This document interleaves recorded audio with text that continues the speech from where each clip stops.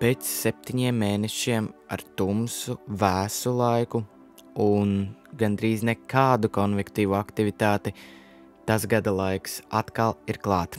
Debesīs aug gubu mākoņi, mēs skatāmies zibens izlāžu kartēs un sāk veidoties negaisi. 19. maijs būs datums, kad 2024. gadā Jelgavā ir sākusies negaisu sezona. Ļoti skaisti gubumākoņi veidojās visu dienu, taču kulminācija tie sasniedza īsi pirms 5:30, kad debesis satumsa un uz ziemeļaustrumiem no Jelgavas izveidojās pērkona negaiss.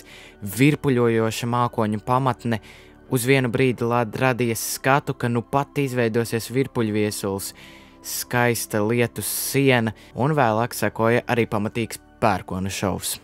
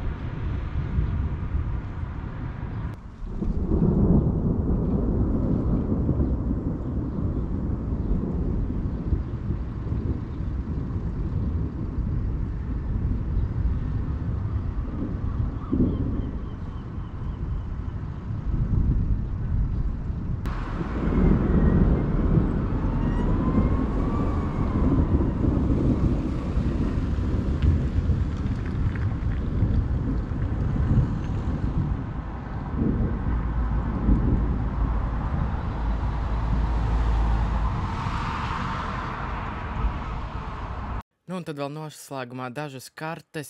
Šajā kartē kreisajā pusē redzams tā sauktais augsts izšķirtspējas satelīta attēls un pa labi mākoņu virsotņu temperatūras. Un varat redzēt, ka gubumākoņu attīstība tiešām brīžiem pat visai eksplozīva un brīžiem tiešām kā īstā vasaras dienā ar mākoņu virsmas temperatūrām brīžiem pat līdz -60 grādiem, kas šajā gadījumā norādīja uz to, ka konvekcija ir gan dziļa, kas nozīmē, ka tā ir augsta, mākoņu virsotnes ir augstas un augstas, un tie ir pirmie priekšnosacījumi, lai būtu vismaz kaut nedaudz spēcīgi negaisi, lai vismaz būtu kaut neliels spēks negaisiem. Un šeit arī nokrišana radars redzēt, ka negaisa mākoņi bija būtībā stacionāri. Tie kustējās labi, ja pāris kilometrus pusstundā, un tad varat redzēt, ka mākoņi šur tur uzplaiksnīja, šur tur nozūd, un tieši viens mākonis, precīzāk būtu diezgan grūti rāpīt tieši virs pilsētas, izveidoja šis viens negaisa mākonis, taisnīgi gribētos teikt, kā par godu Jelgavai. Un tad vēl noslēgumā zibens izlādes. Vairākas izlādes kopumā, vairāk nekā 55 zibens izlādes fiksētas no šī mākoņa.